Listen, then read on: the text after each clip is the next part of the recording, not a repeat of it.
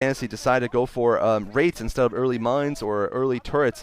It really screwed him hard, to put it bluntly. So basically, build orders not working out for him. Looks like Fantasy is going to save his command center. He has actually cleared out some parts of his main. He's gotten mines finally, so that's going to help him greatly. But Stork just pounding in here. He's just going to go storm in. Excuse me. And wow, he manages to get up to the tank and the SCVs, repairing the command center despite all the mines. Yo, wow, he doesn't even lose his Dark Templar, and it gets in. Another DT gets into the mineral lines. Wow. So Fantasy right now in huge trouble. I think he might be out of this game, although he's desperately trying to save himself with mines, but I think he just doesn't have anything left. I mean, Stork can now build Dragoons and finish the game off. He has expanded twice, whereas Fantasy's expansion is gone, and that means it's going to be GG soon for Fantasy. And Stork, I mean, he doesn't often go for these cheesy kind of rushes. I wouldn't call it a total cheese, of course. It's not a, some kind of proxy gateway stuff, but it's certainly a technical fast rush. He usually doesn't go for it, but when he does, man, he is good as anybody in trying to pull it off. There Stork is persisting with DTs. Wow, he thinks he can finish it off with just the DTs. He might be right, in fact. And he's going to have observers soon also. Or maybe he just decides to go straight DTs. Who knows what he's thinking inside that big dinosaur brain of his. He's going to chop up some SCVs, stop the mining at the natural, and basically this is going to be a slow, painful demise here from Fantasy until he GGs. If he chooses to stay in. Stork right now has got a shuttle, this time full of DTs again. Even though there are now turrets and mines all over the base, he does not care. He's going to stick with it, and basically he has the game no matter what happens at this point, unless he decides to really just go straight DTs, which would be retarded, and he is not retarded. And Stork right now is dropping DTs in the main. Shuttle is possibly going to get taken down. What is going on here? Stork loses the shuttle, but that's fine. He's gonna get his DTs to kill the mines as they are planted, and there's nothing in the mineral lines again. Obviously, there's nothing because that would be very bad if it was a mine drag there. But looks like finally Stork's taken out there, but he just is constantly just killing the economy here. Oh, SCV's attacking a DT who's attacking the turret. SCV's win. All right, that was pretty funny. Stork just has to transition to Dragoons, though, or anything, really, and he'll have the game. He is choosing to expand again. Yeah, he finally is picking up the third. He has observers, and the Dragoons will finish off the game pretty much. He will also go for some speed lots, obviously. He has all of his tech buildings up. Stork moving in with Dragoons. He's going to walk into more mines. Man, Stork, you're going to win the game, but, like, come on, man. Use this as a practice session. Don't play sloppy for no reason.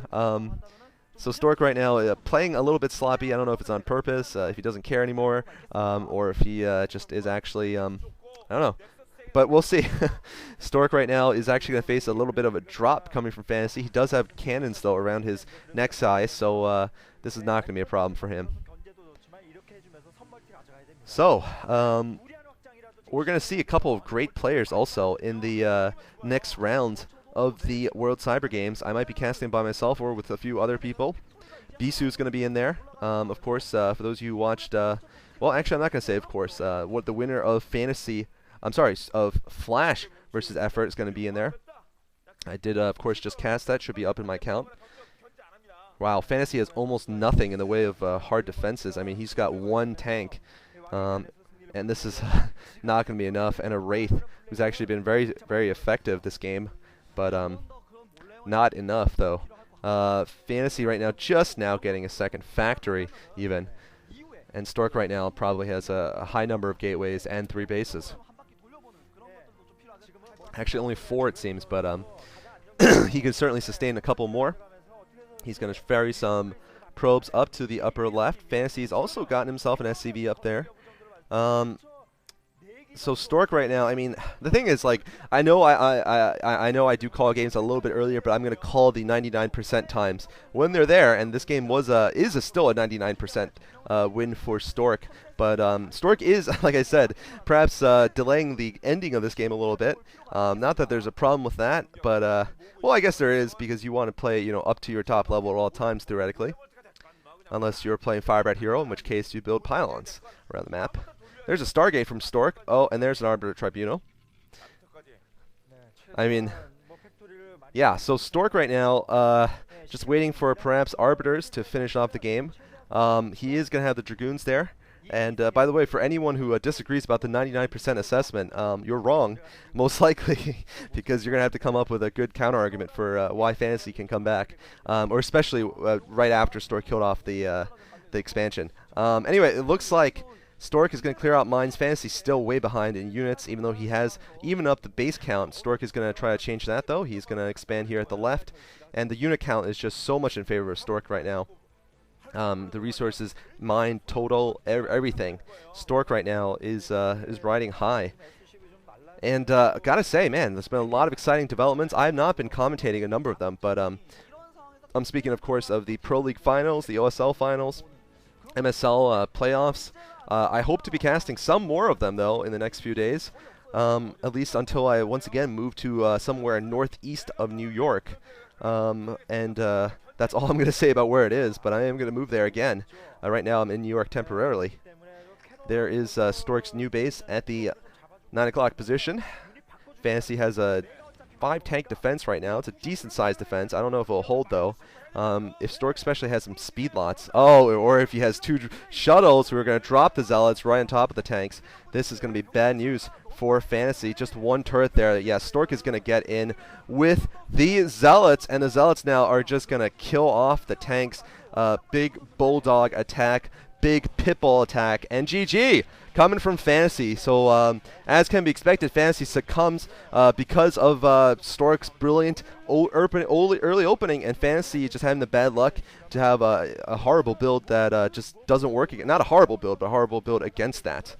All right, so Fantasy once again knocked out by Stork, and Stork picking up the win here. Very, very good 2 games, I think. I will be putting up a filler video in the 3rd game for all of you who don't want to be spoiled, or for, I guess, not you guys, because you guys watched this, but for all of those who skipped to the 3rd game, and also, of course, for those of you guys who thought Fantasy had a chance to come back and prove me wrong with the 1%. You're wrong! Stork wins! Sumbyungku, Dino Toss, and there's Fantasy looking a little bit shaken here. I mean, I feel for Fantasy. He has gotten a ton of second places, you know, he's not the kind of stoic player like, say, a Stork is, who really has never really suffered in terms of just his demeanor. You know, I think Stork, Bisu, although Bisu has actually suffered some losses where he's kind of been shaken, but, you know, Stork, Jaedong, just a number of the other top players never show much negative emotion. I think that actually helps a person's game a lot. They don't show that weakness, and they don't let other players know that they've been affected. Or, like in the case of Flash, he actually did not have emotions at all because he was the Terminator until he met John Connor, unfortunately for him, after which Flash became a sobbing baby for a while. Hopefully that doesn't happen again. Hopefully he gets a brain erase or something and he forgets all about how to cry. But yeah, so hope you guys enjoyed this casting here. I probably will be putting up a couple more in the next few days. Thanks for watching. Cholera signing off.